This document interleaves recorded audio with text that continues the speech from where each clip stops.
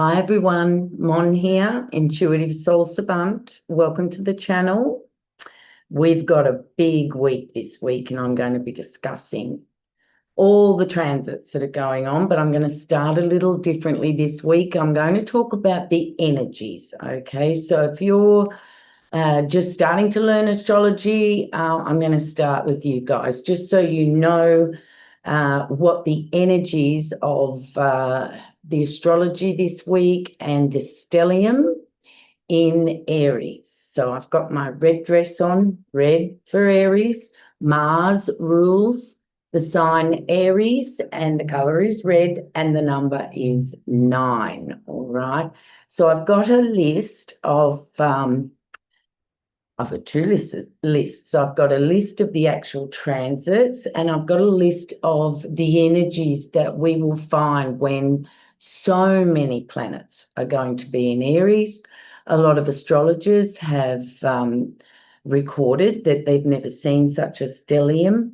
It is very rare to have our Sun, Moon, Mercury, Venus, Mars, Saturn, Chiron, and a Kuiper belt, Vesta, in Aries. And that makes it a very, very interesting stellium for all of us. I think this stellium also is connected with the collective, with Pluto in Aquarius, the collective, Pluto, transformation, the transformation of the collective. This is sextiling all of these planets in Aries. So that would be our grounding. And we still have Uranus and the late degrees of Taurus, another grounding energy. Uranus rules Aquarius, where Pluto is. So either side of this stellium, we do have some grounding, okay? But what's going on at the moment in astrology, this is for the change of not only our individual selves and our journey, but also the collective. And we know, and I've discussed this, and you'd have to be living under a rock not to notice that humanity and the planet are going through an evolution. It may look like a revolution, but in my eyes, it's an evolution to raise the frequency of the human being on the planet and also the planet itself, okay? So we don't have any squares. Squares are challenging aspects.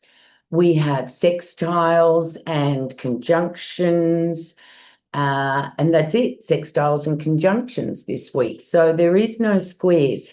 However, all of this stellium in Aries, Aries being a cardinal sign, will be squaring all of our Capricorns, our Cancers, and will be opposing our Librans. Now, I want to start with the Librans. There is no energy on that side of the chart. In fact, if you look at your own chart, all of the energies are all bunched up in this stellium of Aries, okay? And we have those two grounding planets, Pluto and Uranus. Uranus in the late degrees of Taurus and Pluto in the early degrees of Aquarius. And we have Jupiter in Cancer, okay? So let's look at Libra. For our Librans, our Libran friends, our Libran families, they have all of this hot energy opposing their natal sun and perhaps their natal Mercury. Anybody who has planets in Libra will be feeling this energy opposing themselves, you could say, aspects of themselves. I like to speak practically and I like to observe what's going on. I have a very close friend, a Libra, in her 70s, and she ended up in hospital over Easter. It was way too much energy and she has burnt out. And what I mean by that is that she doesn't have energy. She probably has energy for one or two things a day, and that is it. And as she's not into astrology, however, she loves me and the way I talk about astrology, you know, I did explain to her that it's okay, Librans, it's okay. Do what you can do. Don't overdo it. All right? Don't try to match this energy opposing you. Be still, care for the self, care for the body. All right? I have another friend, 72 as well, and he's an Aries, and he also ended up in hospital. And he went to sleep with a hot pack, Aries, hot, Mars, hot energy on his body, and he has drawn out shingles. Okay, Neptune, body rashes. Neptune is in Aries, and he's not real good at the moment either, and not into astrology either. So when I do tell him he needs to keep calm, keep the heat out of his body, by not eating chili, you know, the hot foods. There's foods out there that are hot, chilies. There's one I'm trying to think of. I will think of it soon. So curries, all of that sort of stuff. It's not the month to be eating those sort of foods because the energy is hot, all right? And then we've got Capricorn. So all of this Aries stellium will be squaring the Capricorn planets you have. Capricorn, out of the 4 cardinal signs, would probably fare well because Saturn is in Aries. Okay, it is in fall. Saturn is in fall in Aries. However, Saturn ruled Capricorns, have had Pluto for 16 years. So we're pretty used to being in very difficult energies. Right, I'll just call them difficult energies. So I see, just with myself personally, but I am aware of all what's going on. I'm not actually feeling the tense energy that I did when Pluto was transiting Capricorn. All right, so the cardinal signs, you're having squares, okay, to your natal sun and any other planets that people have.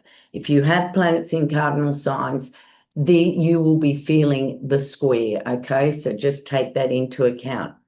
Now, this week, Mars will be conjuncting Neptune. Venus will be sextiling Cancer. Venus will be sextiling Jupiter in Cancer. Mercury will be sextiling Uranus. Mercury ingresses into Aries, right? Mars has just ingressed into Aries. Mars is the ruler. Mars is the activator. And Mars has come into Aries. We have all of this stellium there. And as Mars moves through Aries, Mars will be activating each of those energies. All right. The Sun conjuncts Chiron this week. Mars sextiles Pluto this week, not long after entering into Aries. And then Mercury, when Mercury enters into Aries, Mercury will be conjuncting Neptune. We also have, just to finish off the week, a new moon in Aries, okay? And I'm probably going to make a video later in the week regarding the new moon in Aries because that's very important, because the new moon will be conjuncting Mercury and Mars. That's right. Chiron, sorry. Yeah. Anyway, I'll make that video. There's a lot. I got a lot on my docket here that I'm looking at.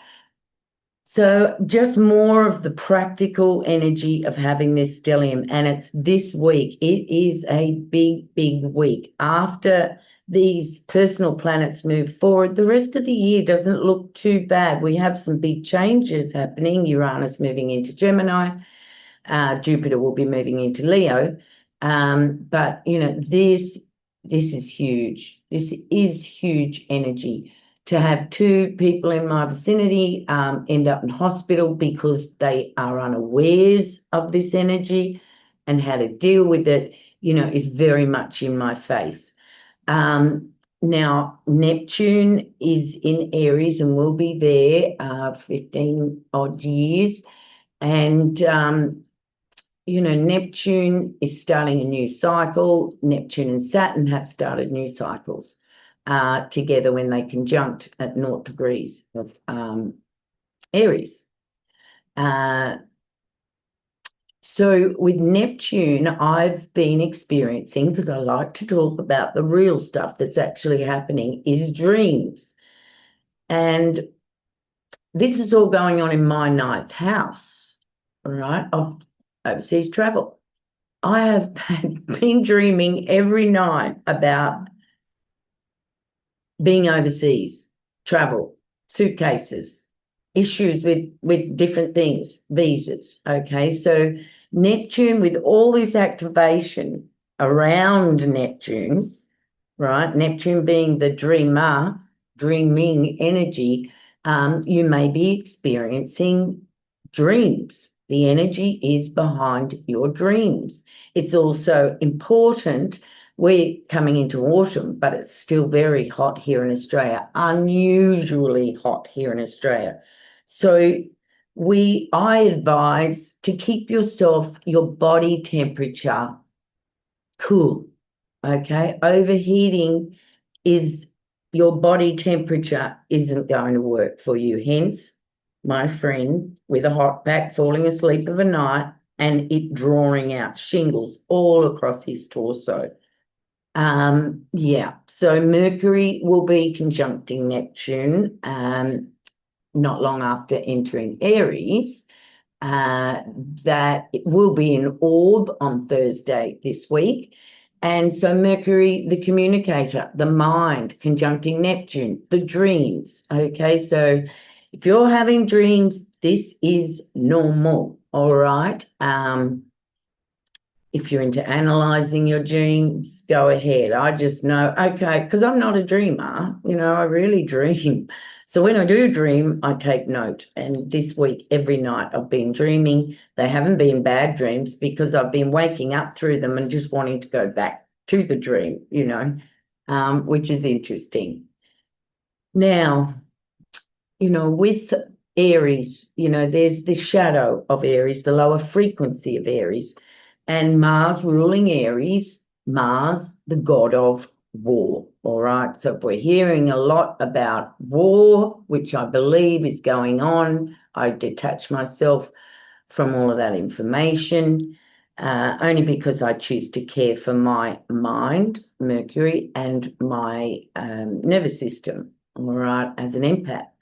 So, one of the things we need to watch out for this week is our own anger, all right? Now, Aries is an impulsive, reactionary energy, Aries is, and with Mars in Aries activating all of these other planets, with Libra opposing Aries, Libra being the sign of relationships, this is where our anger could be projected, is onto our relationships, frustrating that Mars Aries energy. All right, now impulsivity, when Mercury moves into Aries, ideas, projections. We really do need to sit and think about our ideas before we act on them. Mars, action, Aries, action, Mercury, thinking. All right. And it can be the downfall of Aries when they are young, especially. They get an idea in their head, they're rams with horns, and off they go. And, we know that with Aries energy, it can peter out. Okay. They almost need that Saturn energy to get to the end of their idea. And impulsivity, they can be harmed. We can be harmed. Aries energy can be harmed with impulsivity without thinking it through, waiting on the confirmation to actually take the action. So that's something that we need to be aware of this week. Burnout, it's another aspect of this Aries energy, because Aries is the first sign and it is a cardinal sign. It is the energy of starting something. Shoot, like I just said. And it works well when it works well, when it's not impulsivity. So, Aries is also about exercise, action, exercise, doing, creating something new, pioneering something new. And if we just run with that energy this week, you could find that you burn out. If you decide to go to the gym every day and you want to lift double weights because in your Mercury mind, you believe that you have the energy to do that, you need to be very, very careful of burnout. And with Saturn in Aries as well, Saturn likes to get things done, do it, make it happen. And in Aries, you can see how we could easily burn out. I knew you may not be able to hear that, but there's alarms going past. Police, that's the police. So since I've been back from my holidays, I live on a main road. You can hear that. As soon as I got back here, a couple of times a day, you may not have heard it, but I've had fire engines going past, police, not so much an ambulance, but fire engines and police. Fire. We're in a fire energy here in Aries. And I was shutting the blinds behind me and I thought, well, I shut the door because I know that there's going to be a siren. And I didn't shut the door because it's so hot, as I said. So, watch it on the roads. I've been driving around and watching this impulsive energy, people taking off very quickly, going around the roundabouts really fast. We need to be careful of that. Be conscious when you get in your car and you're driving on the road. Not so much yourself, but watch the other people, because we have many people on this planet in our collective that haven't awakened and are reactionary to all energies around them. Okay, so that's another one of my bullet points, is to be very careful while driving. Also, in Mars energy is very cutting, it cuts, it's the knife. It cuts through BS to be able to move forward, to take action on its desires. And that's the beautiful thing about Aries. I am, therefore I am.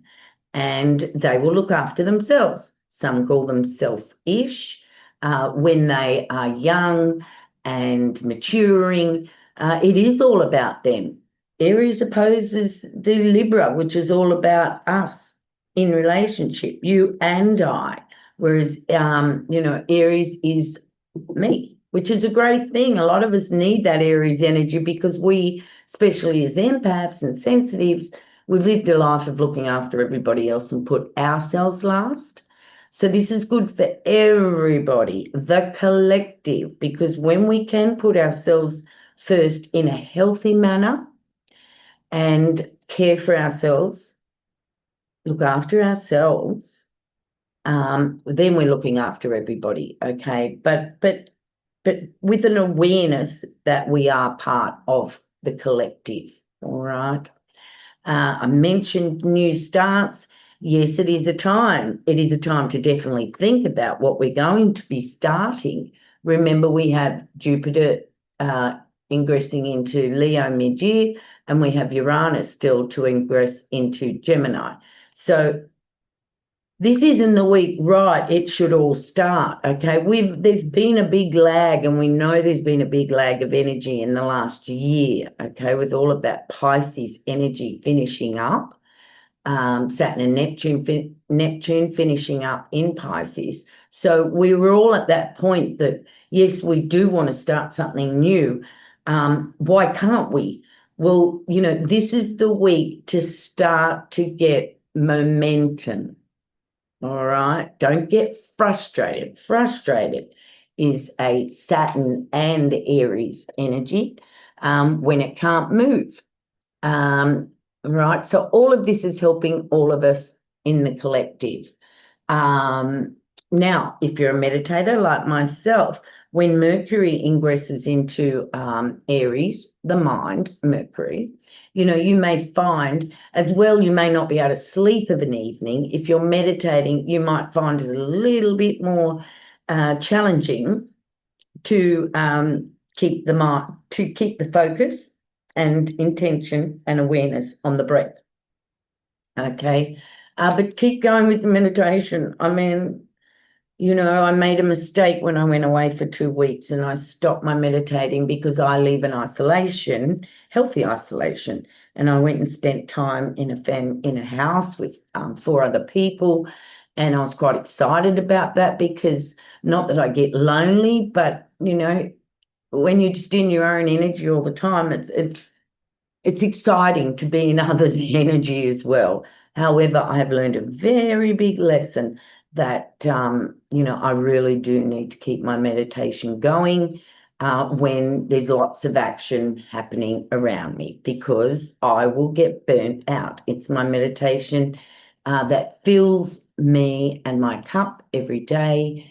And if I do my meditation, really nothing can get to me on a daily basis, okay? Because I've been practicing a long time, as a lot of you would know. So I think that's my list. So there's a lot to be aware of. What's ours will come to us. All right. This is a lesson that all humanity needs to learn. Society, the old paradigms, make it happen, get out there, hustle, do this, do that. It doesn't work. Okay. I'm 60. It doesn't work. I've done it for 60 years, burnt myself out. 15, 16 years ago, my body broke down. Cancer was waving at the door, and I changed and turned my life around and stopped striving to learn the lessons of Pluto in Capricorn. And,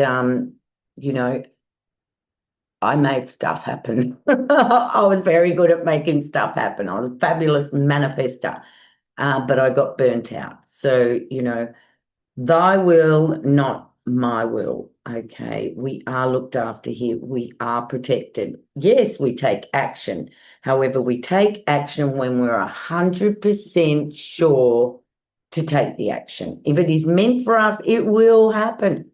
It will happen. You never miss out, okay? If you feel you've missed out, please tell yourself, please be kind to yourself. We all have an inner child. Aries rules the childlike inner child of ourselves. The naivety is very much Aries, and that's what I love about Aries, is their naivety and their childlike expression. I want that, I'm going to go and get it. And that's like a 2-year-old, isn't it?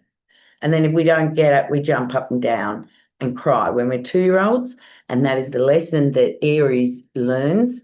And it also learns that, yes, they are here to serve themselves, but they are also here to serve in relationship with others. All right, so today there is no aspects here in Australia. Sunday, tomorrow here, this is all Sydney time.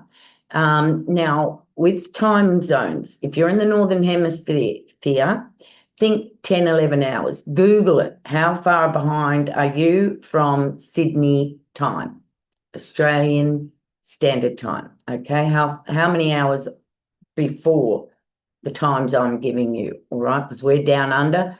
New Zealand sees the sun first and we see the sun second, except for the Antarctic, of course. Yes, so you work the times out. We're up to 12 hours ahead of the Northern Hemisphere. However, we just finished our daylight saving.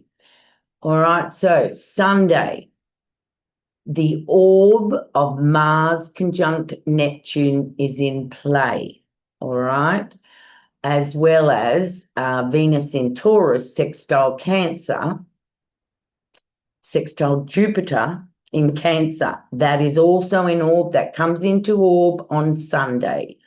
All right. It's lovely to have Venus in one of her home signs, Taurus, sextiling Cancer, sextiling Jupiter in Cancer, and Jupiter is exalted in Cancer. So that is a very grounding, self-aware, family-aware. You know, with Cancer, this is their home. Their shell is their home, the crab, right? And if you're feeling any of these energies that are just too tough, go within. Go into your shell. Go into your home. Don't react. Go into yourself. With Venus, it is about self-care. It is about looking after the self. Venus in Taurus is that groundedness so that we don't get taken away with all of this Aries, scary Aries, craziness. Okay, I didn't coin that term, scary Aries. I had a friend 40 years ago that told me he was scary Aries. I'd never heard of it before, but it does make sense sometimes. All right, so that's the orb coming in on Sunday. Mars conjunct Neptune. All right, and Mars is the activator. So Mars will be activating the journey for the first time in Aries. When 2 years' time, Mars will come back around again to activate Neptune. All right. And so, you know, for the anger to arise on planet with yourself or with the collective, with you know what's going on out there, it's deception. Neptune, the lower frequency of Neptune is deception. So, you know, that would make me angry if I was allowing somebody to deceive me or they deceive me. Not so much anger. I don't get that anger anymore because I'm so aware, all right? If I'm deceived, I know that I take responsibility for that.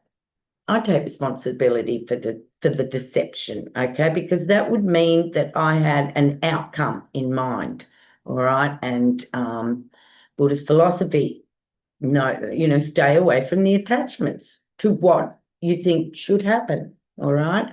So, you know, the anger with Mars may come up when it conjuncts Neptune because of deception. And that could go with deception of our world leaders as well, all right?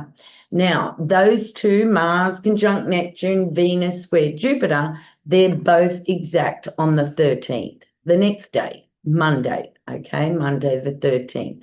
So in orb Sunday and then exact on Monday and Tuesday, what comes into orb is Mercury sextiling Uranus. Now, Mercury is at the end of Pisces. It is the last energy planet to be in Pisces, all right? And nothing is going to go into Pisces again until all of these, till the Sun and Mercury and Venus and Mars ingress into Pisces in, 12 months' time for the Sun, Mercury 12 months, Venus a year and a half, 18 months, and Mars 2 years, all right? So that's it. That's it with the those heavy Pisces energies that we've been dealing with. Now, I also want to bring up Saturn here. Remember that we have a whole part of our collective that is having their return of Saturn. So woohoo to you. I mean, wow. You're having your return of Saturn, you've got all this going on. Well, this is like a big wake up, really, isn't it? And Saturn in Pisces is all about that independence, that sense of self in a grounded way, in a Saturn type way. All right. So it's very exciting. So Mercury sextile Uranus finishing off in Taurus. That's been a long haul with our finances, our security, groundedness, you know, like we have to remain grounded. The world out there does not look grounded whatsoever, but if we're doing it in our own lives, we're helping the collective. If each individual, Aquarius, Uranus, serves themselves and their individuality, we are helping the collective. All right. So Tuesday, it comes into orb, Mercury sextile Uranus, 29 degrees, 24 minutes. We're on the very last legs of that. And that will be exact on Wednesday the 15th. Wednesday the 15th here in Australia is a very, very big day. Mercury ingresses into Aries late in the afternoon, early in the afternoon on Wednesday. And then Mercury, as I said, will conjunct Neptune on the 17th. The 17th is another big day. So we've got the 15th and we've got the 17th. But in orb on the 15th is the Sun conjunct Chiron, right? And Mars sextile Pluto. So that is in orb. On the Thursday, Mercury conjunct Neptune will be in orb. Now, the three of those will all be exact on the 17th. Now, here in Australia, at late in the evening, and so therefore in the Northern Hemisphere, it'll be early in the morning, Friday, this new moon. This moon conjunct the Sun. That is what a new moon is, all right? And it's going to be a very intense day, all right? Because all of those energies that I started the video off with the Sun and the Moon conjunct there, the Moon is, can bring up emotions. And the Sun actually loves to be in Aries. So, that's one good thing we've got going for us. The Sun shines in Aries, all right? But the Sun also is very individuated, okay? And with all this other energy going on around the Sun isn't really on the stage that it likes to be on. It has all these other actors that it needs to deal with, okay? So that's why it may be intense, this new moon, especially these other energies, the anger and the impulsivity, the heat, the body heat, the burnout. Yeah, it's all going on. It's all going on.